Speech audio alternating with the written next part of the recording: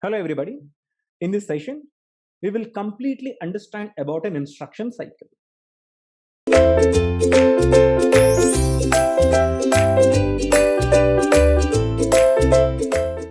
What is an instruction cycle? The instruction cycle means, write it here.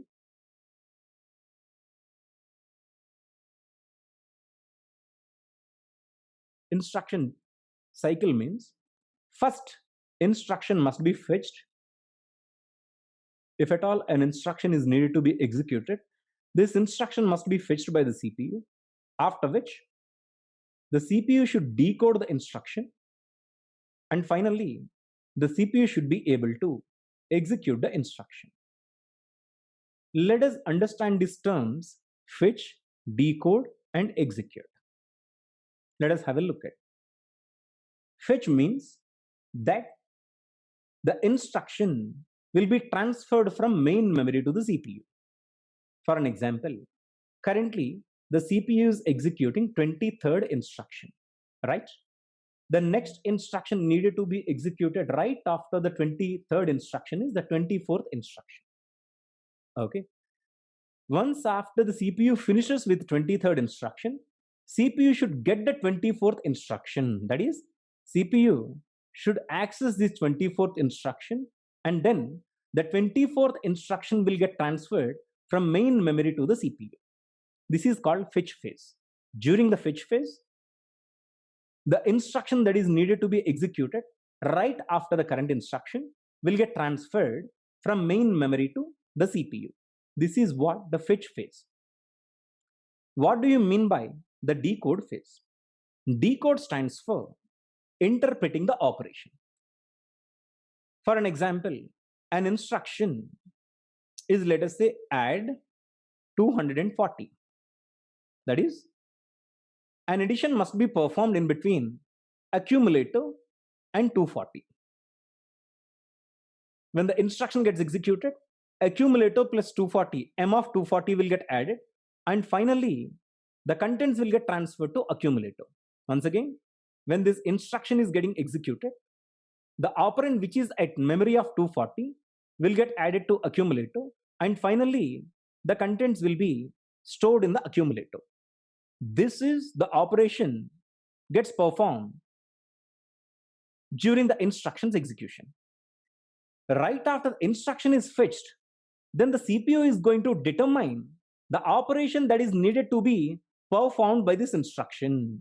For that, CPU is needed to decode the opcode. There is an opcode, right? The instruction will have opcode plus address part of the operand. As the opcode is just in zeros and ones, CPU should be able to decode. For an example, 000, we assumed that it is addition. So CPU will have to decode what is 000. After the decoding phase, CPU is going to interpret the operation as addition. If it is 001, it may be subtraction. Got me? So during the decode phase, CPU is going to interpret or decode the operation that is specified by this opcode. Opcode will get decoded during the decode phase. Once after the decode has happened, finally the CPU should execute this instruction. That is, CPU knows what is the operation. Operation is identified under the decode phase, in the decode phase, and already CPU knew what are the operands. One operand is available within the instruction itself in the form of an address. Another operand is always accumulator, right? So during the execution phase, all just needed by the CPU is to simply perform the operation. That is, adding the two operands. One operand is accumulator, one more operand is within this main memory location. This is what fetch, decode, and execute that are going to be performed during this instruction cycle. Instruction cycle meaning CPU will have to go through three phases of each and every instruction. First, CPU will fetch the instruction, followed by CPU is going to decode the instruction, followed by CPU is going to execute the instruction. Now let us have an inner look at this fetch, decode, and execute in detail.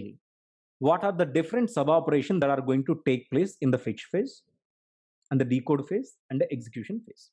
Let us have a look at. See, look at this block diagram. In this block diagram, this is main memory in which instructions and the data elements are stored. These are processors registers which are actually needed during the instruction execution. You know that every time when the CPU has to execute an instruction, it is going to fetch the instruction from main memory along with the associated data and stores them into the processor's registers. After storing them into this processor's register, then the CPU will be all set to execute the instruction. So how it is going to happen? Let us have a look at. Now we are going to completely understand the step-by-step process of the instruction execution. All right? Okay, now let us understand that the CPU is executing 20-second instruction. That is, in the instruction register, 20-second instruction is available, meaning the CPU is currently executing 22. Right after the 20-second instruction, the CPU should execute the next instruction which is available at the 23rd address. Right? For that, what CPU generally does is, it stores the address of the next instruction in the PC. You know that the program counter is going to hold the address part of the next instruction. As the current instruction is 22, the program counter now it is going to hold 23. Let us understand, 22 instruction has been finished. It is executed. The result has been produced. It is over. The 22nd instruction is over. Now CPU should go through another instruction cycle, that is fetching the 23rd instruction, decoding the 23rd instruction, finally executing the 24th instruction. After executing this 24th instruction, CPU should fetch the 24th instruction, decode the 24th instruction and execute 24. So CPU will always get engaged in fetch, decode, execute, fetch, decode, execute, fetch, decode, execute all the time. Right after one instruction is finished, CPU then enters to one more fetch, decode phase, fetch, decode, execution phase of the next subsequent instruction. So CPU will always be engaged in executing the concurrent instruction. The current instruction will have to be fetched, decoded and executed. Currently it is 20-second instruction. Right after this 20-second, CPU should be able to fetch 23, decode 23 and execute 23. Now we are considering that 20-second is over, 23 has to be fetched. What is the initial step that is going to be performed by the CPU? You know that in order to communicate with the main memory, CPU uses address register, right? I told you guys that every time when CPU wants to communicate with the main memory, it uses addresses. CPU sends an address to the main memory. Under that specific address which is sent by the main memory, which is sent by the CPU, there will be a data. The data element will be transferred back to the CPU. So every time when CPU wants to communicate with the main memory, it needs an address. But taking an address, CPU cannot go to the main memory directly. Rather, it always uses address register. Every time when CPU has an address that is needed to be sent to the main memory, that address must be transferred to the address register. Now, right after the 22nd instruction, we know that the 23rd instruction must be fetched. For that, we need to send the 23rd address reference to the main memory. But this 23 is held by the program counter, not by the address register. Program counter always points to the address of the next instruction. Now, our duty is to send this 23rd address to the main memory. But a program counter cannot send this address to the main memory. Which is the register that can send the address to the main memory? That is address register. For that reason, the first step during the fetch phase is program counter value will be transferred to the address register. Because program counter cannot go to the main memory. Rather, there is a guy who can go and talk to the main memory taking the addresses. So any register which holds the addresses, eventually transfer those addresses to the address register when they are needed to be communicated, when they are needed to communicate with the main memory. So initially the program counter holds the address part of the next instruction, under which there is an instruction. In order to get that address must be sent to the main memory. Program counter cannot do that. There is only one guy who can talk to the main memory, that is address register. So the initial step of fetching the instruction is transferring the program counter value to the address register. So address has been transferred to the address register. The moment address has been transferred to the address register, then address register will take the responsibility of locating this address into the main memory and getting the instruction. Now, once again, address register is loaded with the instructions address. Okay. The moment address register is loaded with the instructions address, then address register will take the responsibility of going to the main memory and bringing the instruction. So what happens is 23 will get located within the main memory by the address register. Under 23, there is an instruction, that is add 450, that will get transferred to the instruction register, obviously. Got me? So the second step, we will write it here. We are going to write the step-by-step procedure. First step of the CPU during the fetch operation is program counter value is getting transferred to the address register. Second step is memory of the address register is getting transferred to the instruction register, right? This is IR. Address register now holds a value. Under the specific address of the main memory, there is an instruction. That instruction is getting transferred to the instruction register. Now, you know that program counter cannot hold the current instruction's address. Program counter should always hold next instruction's address. Now you can clearly see program counter is holding 23. And the CPU already holds this 23rd instruction. When the CPU holds 23rd instruction, program counter can never hold this 23rd instruction anymore. Program counter should be updated to the address part of the next instruction. Okay. That is, program counter should be updated to 23 plus 1, that is equal to 24. Okay. So initially program counter holds the address part of the next instruction, that gets transferred as an initial step. After address register gets the value of the next instruction's address, that will get located in the main memory, and the instruction will get transferred to the instruction register. The moment instruction register gets the 23rd instruction, program counter cannot hold the current instruction that is in the CPU. Rather, it will get updated to the address part of the next instruction. Okay. Now have a look at the instruction register is having a mode digit, opcode, and address part of the operand. You know how the instruction is composed. In an instruction, we do have an opcode and an address part of the operand, right? What is this address part of the operand? In this address, we do have an operand, right? For that, we need to access main memory again. Because under 450, we got the operand. That is, in order to perform addition, I do require two operands. One operand, you know that it is always accumulator. Second operand is available within the instruction in the form of a memory address. Under this memory address, there is the second operand.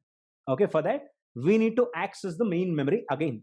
But can instruction register go and talk to the main memory? No. Instruction register cannot go and talk to the main memory. Rather, there is only one guy who can do it. That is our address register. For that, what we need to do is, we need to transfer this 450 back to the address register. Okay, back to the address register. Look at the steps carefully. Program counter holds 23. 23 must get transferred to address register for fetching it from the main memory. Once after the address register is loaded with an address, it will send an address reference to the main memory. Under main memory, under that specific address held by the address register, there is an instruction that has got transferred to the instruction register. Now, in the instruction register, there are three parts: mode bit and opcode bit and address part of the operand, right? In 450, I got the actual operand, but the mode bit is equal to 1 here. If mode bit is equal to 1, 450 cannot hold an operand. Rather, 450 can hold another address. We will see how it is going to happen. But anyhow, instruction register cannot send the address references to the main memory. Only address register can send the address references to the main memory. For that, any address reference should be sent to the address register to access the main memory. So for that, 450 must be sent to address register. Now, the address register is loaded with a new value as a new address. The moment address register is loaded with a new address, immediately it will get located in the main memory and the value will get transferred to data register. Okay. Now, 1050 has been transferred to the data register. If it is the operand, then the operation will be performed. That is, accumulator plus data register value will get added. But you know that in the instruction register, the most significant digit is 1, which means that this 450 holds another address. Did you get it? So this 1050 cannot be an operand right now. This 1050 can only be an address. For that, this 1050 must also be sent to the address register. Must also be sent to the address register. Here, in this case, we are interpreting that. Let us interpret that this is 0. As this is 0, this 450 is transferred here. Under the 450, there is 1050. The 1050 will get transferred to the data register. And if the instruction register most significant digit is equal to a 0, then this is the operand. You don't need to have any more memory access. Finally, the accumulator will be updated with accumulator plus 1050. But what in the case of an indirect addressing mode? That is, what if instruction register holds a 1 in the mode field? In the mode field, if the value is equal to 1, then this is an indirect address. Then what is going to happen? This 1050 must again be transferred to the address register. And again, this 1050 will get located.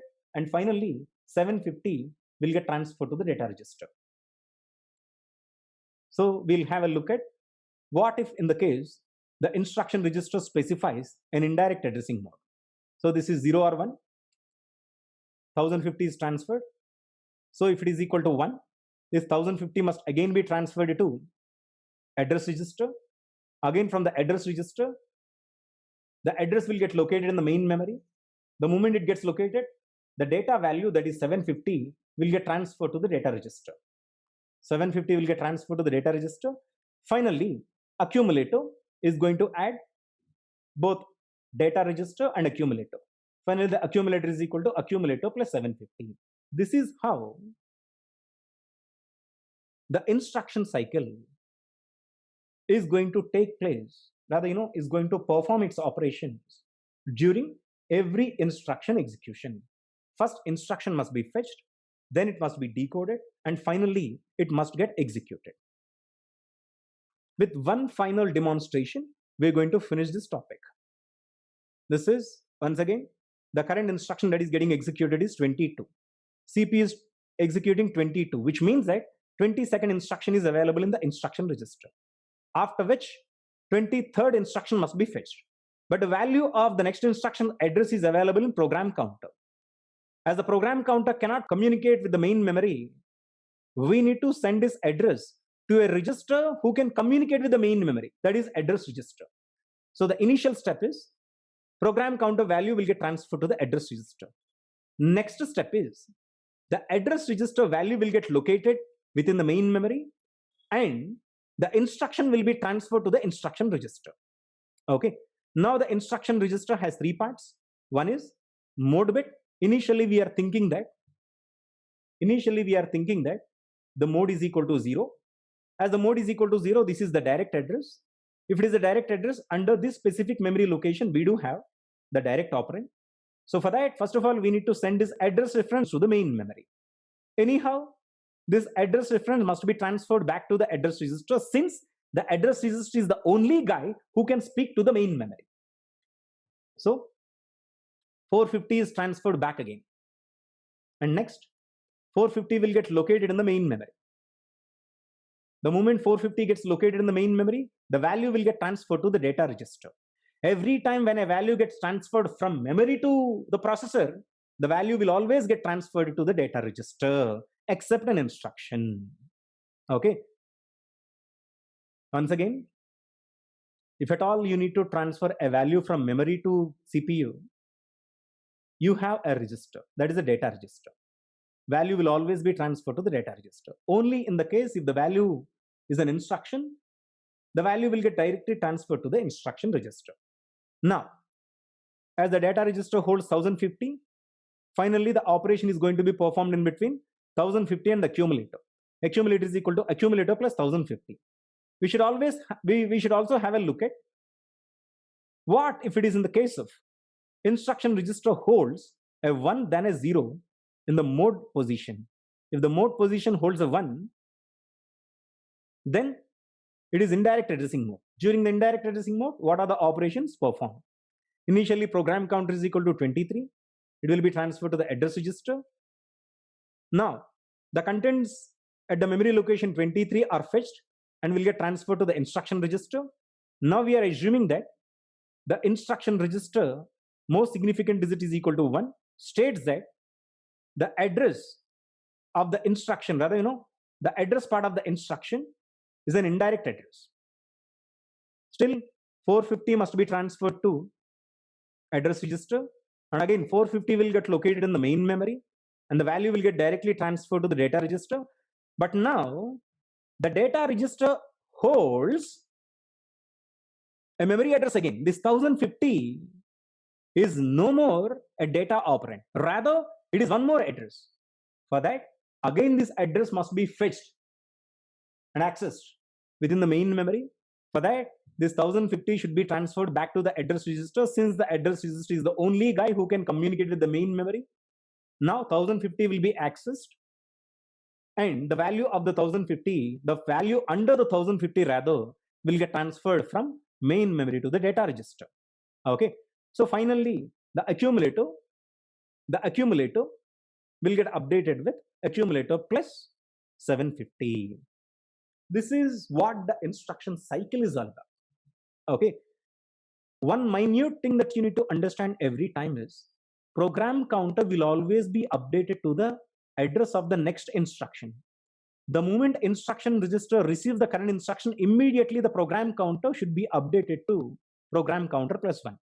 If the current instruction is 23, PC is equal to PC plus 1. That is 24. If the current instruction is 24, then PC is equal to PC plus 1. Program counter keeps on getting updated every time. Then the current instruction is fetched and available in the instruction register. Immediately the program counter gets updated to the next instruction. Now we will write everything in a step-by-step manner. What happens in an instruction cycle? Let me delete it. Initially, first step. In the first step, what is happening? The value of the program counter is getting transferred to the address register. Since the program counter cannot communicate, only address register can communicate. The moment address register receives an address, memory of address register meaning the value under the address which is specified by the address register will get transferred to the instruction register, because the value, that is the data item under the specific memory address register, is nothing but an instruction. That instruction will be transferred to the instruction register. Immediately, the program counter will be updated to the next instruction. That is, as the instruction register holds the current instruction, immediately the program counter should be updated to the next instruction. This is initially 23. 23 is transferred to the address register. So M of address register is an instruction, 23rd instruction. This 23rd instruction is transferred to the instruction register. Now the instruction register holds the 23rd instruction. Can the program counter hold the 23rd address? No. The moment instruction register holds the 23rd instruction, immediately the program counter should be updated to the next instruction's address, because the definition of the PC itself, it is going to hold the address of the next instruction. Now, in the third step, decode will happen. Okay, what is decoding? We need to decode the opcode. What is opcode? Opcode is 3 bits. You know that the instruction has been divided into 1 plus 3 plus 12. Least significant 12 is an address. Most significant 1 bit is a mode bit. We need to decode the opcode, which is the next 3 bits right after the mode digits. So if you decode the opcode, you will be able to know the operation. So the third step is the decode operation. The fourth step is execution will start. Execution will have several steps. The steps that are going to come under the execution, you will understand automatically as we progress our sessions, as we go ahead with our sessions. These are the operations. First one is program counter will get transferred. Second one is transferring the current instruction to the instruction register and also update the program counter. See, these two steps are clubbed at the same 2. I did not divide them because the moment the next instruction becomes a current instruction, immediately the program counter should get updated. Program counter cannot wait for some time. The moment next instruction becomes a current instruction, program counter should get updated. So I need to look at these 2 different steps as a single step. Instruction register receiving the current instruction, program counter updating to the next instruction. Both are clubbed to the same step, into the same step. Now, let me write it something. I will call first step as T0. I will call second step as T1.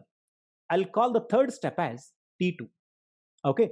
Fourth step will be starting from T3.